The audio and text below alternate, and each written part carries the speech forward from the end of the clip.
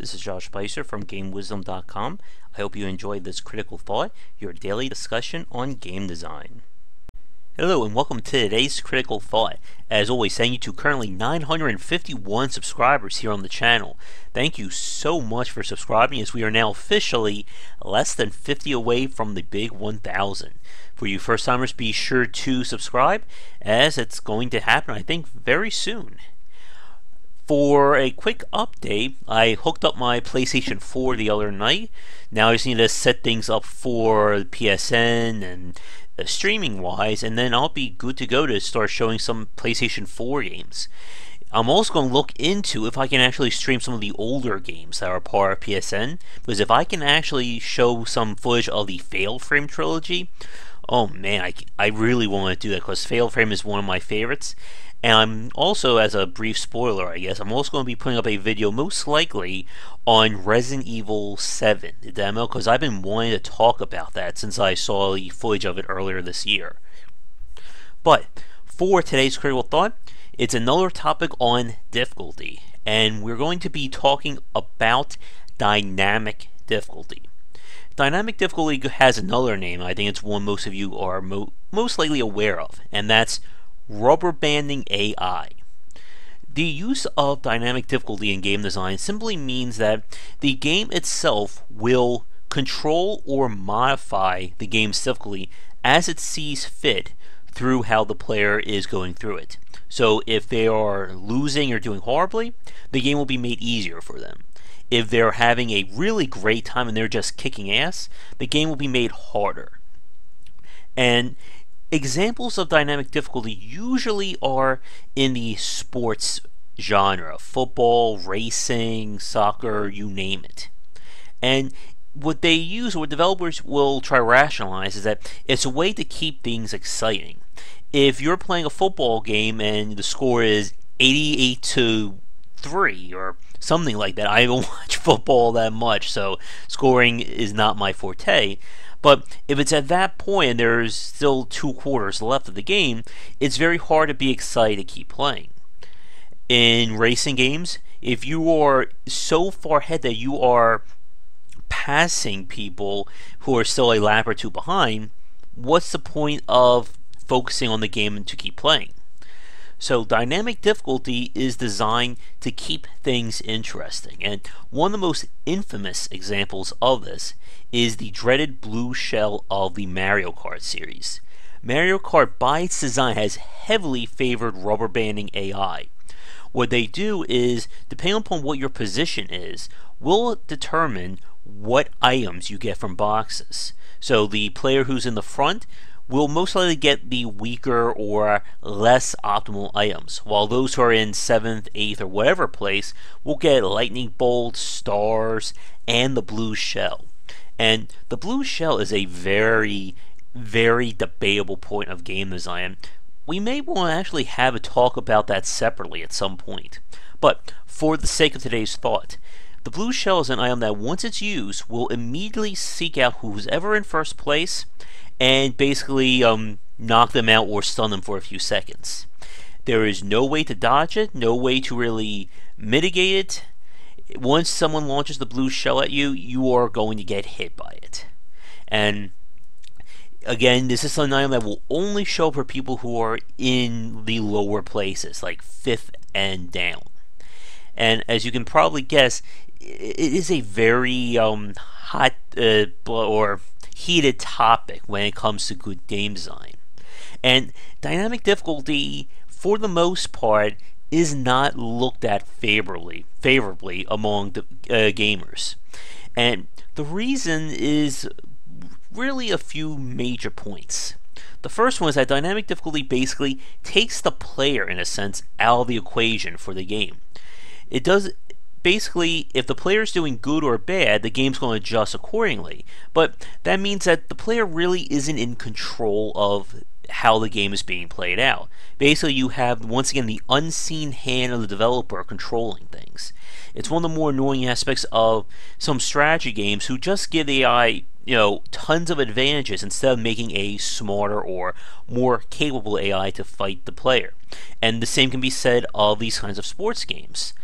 Instead of having an AI that is really good at the game or can show signs of growth or learning, they just simply boost the AI or dumb it down depending upon what the player is doing.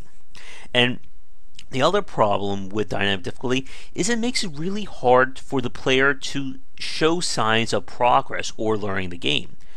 If the player is doing horribly, they're going to keep getting advantage after advantage, and there won't really be the means or the understanding of how to improve or get better. Likewise, if the player is constantly winning, they're going to feel frustrated as the game is basically, kicking them every time they try to get ahead. And it is very annoying along those lines. A good example of a game that didn't do that, and is a surprisingly great game, would be Sonic and All-Stars Racing Transformed. The game, despite the nonsensical plot of Sonic, Danica, Patrick, a football announcer from Football Manager, and all their friends driving cars, it was a really good kart racer. And what they did was there was no rubber banding AI in that game whatsoever. As you go up in difficulty, the game really puts it on you to learn the rules, the mechanics, and the shortcuts. When you're playing, I think they go like C rank, B rank, A rank, stuff like that. If you're playing it at like C rank, for instance, you can pretty much miss most turns, don't take any shortcuts, don't bother drifting around corners, and you can still have a good chance at winning. When you're playing on S rank, however, you need to hit everything almost flawlessly to have a chance of doing it. And the AI basically takes no hostage here. If you are really good at the game, you can easily over or outlap other racers. You suck at the game, or you get a very unlucky first lap, and you may not even be able to catch up to the number one car. And again, it does make it a harder game to learn, but ultimately it makes it more rewarding on that front, because if you can play the game at S rank, then you are awesome at the game, and I'm still not able to do that myself. But again, progression and growth are firmly in the player's hands. Nothing is going to make the game easier or harder for them outside, of course, of the difficulty settings. And again, we can talk about multiple facets of difficulty design on these critical thoughts. For those of you watching, what do you think of dynamic difficulty? And before any of you give an example of where it might work, I'm going to beat you to it. There is one unusual or unique exception to when dynamic difficulty can be a use or a pro for a game. And that comes from one of my favorite series, Left 4 Dead, which introduced the concept of the Director AI. What this is sort of like a pseudo take on the Dungeon Master from the days of pen and paper games. The Director AI essentially is a behind-the-scenes force or watcher of how the player is going through the game. Depending upon what the player is doing, they will hit the player with different elements, different enemies, special infected, and will also adjust the items and consumable weapons or whatever accordingly. If you and your 4-person crew are just kicking butt all throughout Left 4 Dead map, they will most likely spawn more special infected. There'll be more waves of infected horde coming at you. The tanks may show up, and you'll get less first aid kits and stuff like that. If you're doing really poorly at the game, you just barely got by, the game may throw in extra first aid kits. There'll be less enemies along those lines. Now, with that said, it worked to some extent, but the problem is that with a system like this, it's either going to be all or nothing in how well it works. And the problem with Left 4 Dead is that you really don't notice it at the highest levels. When I'm playing the game on like I think the highest difficulty was expert. I should really have this memorized because I've spent over 1,000 hours in it.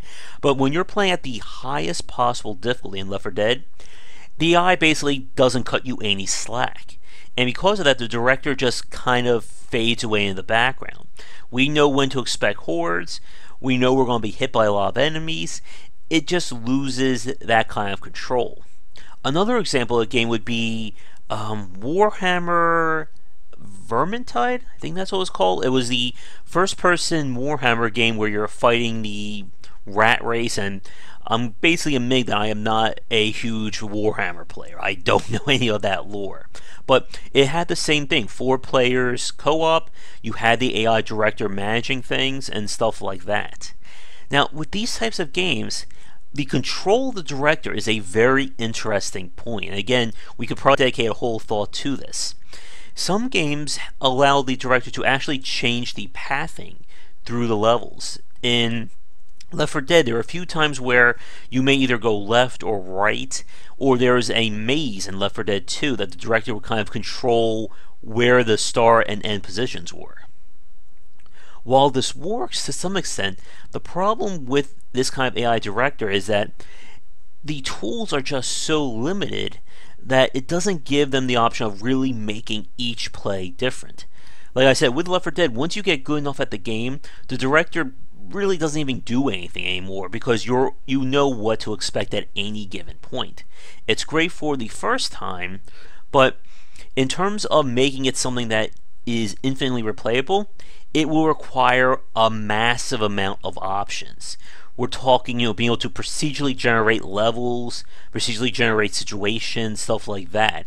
And I don't think we're at that point in terms of AI technology. But who knows? For those of you watching, if there's any other examples of director AI that you like, please let me know in the comments below. But we'll wrap up today's critical thought here. Again, dynamic difficulty for the most part should be avoided. It is considered by a lot of gamers and critics to be a crutch by the game developers who can't come up with a challenging AI or challenging situation on their own.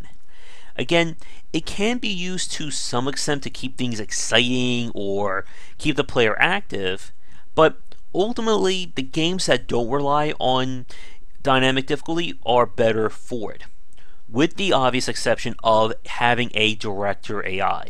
But again, to talk more about the specifics and how that could work, that's going to probably be another critical thought at some point. But let's wrap it up here. As always, once again, thank you so much for subscribing. And I am Josh Bycer from GameWisdom.com, where we examine the art and science of games.